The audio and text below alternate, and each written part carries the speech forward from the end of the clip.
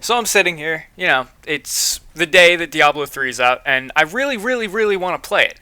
I had work from 8 to 4 today. I figured, hey, when I get home, I'm going to be able to play it. Blizzard will find a way to have their servers up and not be completely retarded, but lo and behold, I go to get on around, I don't know, 5:15, 5:30. The servers are going to be down until 6:30. Really? It's like 18 and a half hours after the game came out, and 15 and a half after the servers went up. Why? So now I'm stuck doing this. Which, granted, I meant to do like 2 weeks ago, maybe 3 weeks ago at this point. I don't know. I lost track. But I really do like how the average tier came out when I was doing this whole map tier list thing. There's a lot of diversity in it, a lot of different kinds of maps and different reasons for them not being all that good. There's also not like necessarily unifying reasons why they suck whale cock either. That's good, I think. There's no one reason for a map being boring or average.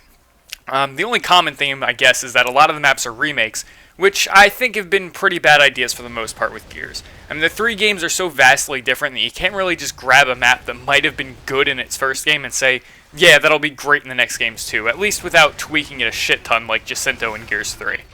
Like I mentioned with remakes, the maps that come in the dead center of the tier list at numbers 34, 35, and 36, the definition of average, are all remakes of maps that people seem to adore in Gears 1, and then their ports to Gears 2 and 3 just really weren't all that great. It wasn't so much that they weren't great in comparison to the other maps in their games, but more like they just don't mesh with the game mechanics and weapons of the newer games. I'll start with the Gears 3 version of Gridlock since it's probably the easiest to explain. Smoke stuns destroy this map. It doesn't help that the map has a side imbalance and has always been pretty awful in respawn game types, but smoke stuns literally take away all the strategy involved with the map. The Gears 1 version never had the most amazing mid-round strategy to it, but the openings were so good that you could kind of forget about that. Now though, the map just kind of comes down to smoke stuns, and even worse, an ink stun that basically stuns everything in the snipe tower. It kills opening strategies by basically removing every angle you can shoot from and delays any push. It's a mess. And just to top it off, the map definitely doesn't benefit from the 5th players on each team. It loses just about everything that the Gears 1 version had going for it in Gears 3. The same could be said for the Gears 2 version of Gridlock, which I have just behind the Gears 3 version of it. The Gears 2 version fails for all the same reasons with the exception of the ink stuns, but I put it lower because it's the version that introduced putting the sniper on the close side of tower rather than the far side, which helped kill off a lot of the intense firefights that would go down at the sniper tower because people realized they didn't need to go to the sniper tower to defend the sniper, which honestly kind of killed a large part of the dynamic of the map. Canals and Fuel Depot are also maps that definitely fell short of what the originals offered, but they're really more of just not being able to work 5-on-5 than it is being ruined by the newer game's game mechanics. Gridlock could theoretically work 5-on-5 because of the map's layout, but Canals and Depot were definitely 4-on-4 maps with no discussion of a 5th player. Canals has 3 choke points, all of them are extremely narrow. It's hard to make any kind of push with 4 players on each side, but with 5 and stopping power and sniper rifles and planted frag grenades, it turns into a joke. The map was able to keep its charm of being a sniper haven, I guess, but and that it was an even kind of field for both teams off the start, but that only really means so much when you can easily stop all of the movement across the map. It just couldn't work 5-on-5. Fuel Depot, on the other hand, was a map in Gears 1 that felt more open and spacey, and in the good way, not in the this map is gigantic, where the fuck am I going kind of way, but it turned itself into a clusterfuck in Gears 2 with the extra players. I mean, still though, the map was able to keep its actual gameplay intact, which definitely puts it ahead of maps like Canals and Gridlock, which kind of lost what it was in Gears 1. I'm never really going to understand what Epic was thinking, putting a mortar in the depot, but at least it helps prevent 7 to 8 people winding up in the center of the map, I guess, since it's not all that important to win without Hammer being there, so it does spread the map out a little bit. Like I sort of mentioned before, grenade planting definitely didn't help either map that much either. I mean, it basically turned Canals into a 2 choke point map, and Depot basically into a guessing game with how grenades could be planted pretty much anywhere because of how big the map was. I mean, you could be walking past the trailer things by the explodable tank and grenade, bam. Like, really? Who the fuck would do that? But it happens, Moving away from the remakes, I'd honestly rather talk about what makes the original maps good in their video as opposed to just reiterating everything in one video out to the next and all that. I kind of like the 2 maps at the top of the average tier. The Slab and Artillery are 2 maps that don't necessarily do anything horribly wrong, but they just can't stand out with the way they play. The Slab makes the mistake of pretty much extending its spawns out to the middle of the map. It's way too easy to spawn trap and respawn game types. It's basically, a complete smoke fest at the start of execution in Warzone. It does have this weird in-your-face kind of uniqueness, and when one team has boom and the other team controls nades, there are angles that can be used that make the map play fairly interesting. But outside of that, the map is just entirely too messy. Even in King of the Hill, it's easy to spawn trap teams, which is definitely a negative. There's something wrong when that can happen. Still, though, there's something about how the map plays that I can't really explain that makes it worth playing.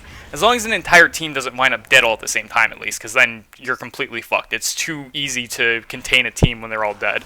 Artillery, on the other hand, doesn't really do anything wrong that I can actually think of. It's symmetrical, it has an important enough power weapon with Digger and Torque on it, and it even tries to be unique with the dual one-shots on it. There's just something that rubs me the wrong way about the mega bases in the spawn. It kills off map control from the map's flow and instead gives each team perma-map control. The map isn't as wide open as it feels because of that, and it winds up with the same feeling that the Slab does, where the spawn area basically extends out to the middle points of the map. Artillery is definitely not a bad map. I just feel like it's missing something that the good maps tend to have. It's missing this kind of element of positional control that really, it's just not there for this map that other great maps have. If it had it, it might be one of the top 10 maps in the series, but it doesn't, and it's weird. It needs it feels like.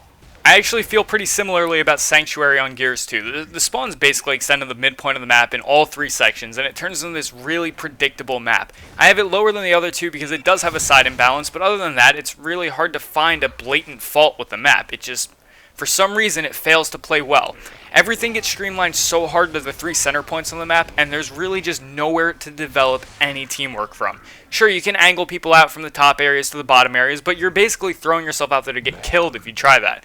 The map has the power up and map control aspects down, but there's just nowhere to show off any teamwork from. Teamwork comes down to getting a power up and letting that player do the work with it. It's basically got the same issue as Artillery. It has two aspects nailed. It has map control and it has power weapons. It just doesn't happen to have a teamwork aspect, kind of like how Artillery is missing map control for some reason. Without it, the game doesn't flow as well. Mausoleum's definitely the oddball in the tier. I don't think too many people would pick Mausoleum as anything but a really bad map that tries and fails to imitate Mansion. But I look at Mausoleum and how it plays on the game it was made for, not the game it was forced into. For people that don't remember, back when Gears 1 first came out, the boom shot wasn't this end-all nuke weapon of death that dominated the game's gameplay. It was actually pretty weak, at least compared to how it is now. You borderline had to hit someone directly to score a kill with it unless you had an active, which you could only get one of. Of course, this all changed in April 2007, 5 months after the game was released for some reason, and when Epic decided to, let's make the boom shot the traditional nuke launcher every shooter game felt the need to have. This kind of fucked Mausoleum over because before that happened, it was a pretty cool map. Every map in Gears 1 that had more than 2 power weapons had one of them set on each team's spawn, like on Canals. The map had 3 power weapons, sure, but only one to actually fight over. Mausoleum was the only map that tried to stray away from that, and wound up with 3 power weapons all placed in the center of the map. This doesn't sound like a big deal, and it really isn't, but it kind of changes the dynamic of map flow because there's almost always another power weapon that's going to pop up to get during the map. It still wasn't a very good map, mainly because it was fucking gigantic in the bad way, and it has a side imbalance, but at least it was unique. But it was. It's not anymore. It got raped, and that's a shame. And then finally, we have my most hated map of all 3 games. If I was going entirely subjective with this list, it would be number 71 on a list of 70 maps. And that map's War Machine on Gears 2. If you watched the intro video to this series, then you know how I feel about War Machine. Gears 2 War Machine kills off every single aspect of what made War Machine on Gears 1 a flawless map. Thanks to Gears 2's awful movement and ledge physics, all of those small ledges around the map become these retarded obstacles that get stuck on every 5 steps. Thanks to Gears 2's ridiculous chain reaction frag grenades, there's no such thing as a mid-box fight anymore since going anywhere near them just winds up in you getting raped by the slightly closer to spawn frag grenades. The snipe area may as well not exist anymore because of how badly it plays when you can't pop shot while you're in cover, and putting a boom shot on the map had to be one of Epic's worst moments ever. It wasn't quite as dark as choosing to remove the Troika from the map. I don't know why they would do that, but I really don't know what to say about that, actually. The Mulcher and the Troika are not the same fucking thing. I want to punch whoever thought that would work in the face, because that's just stupid. They're just, no.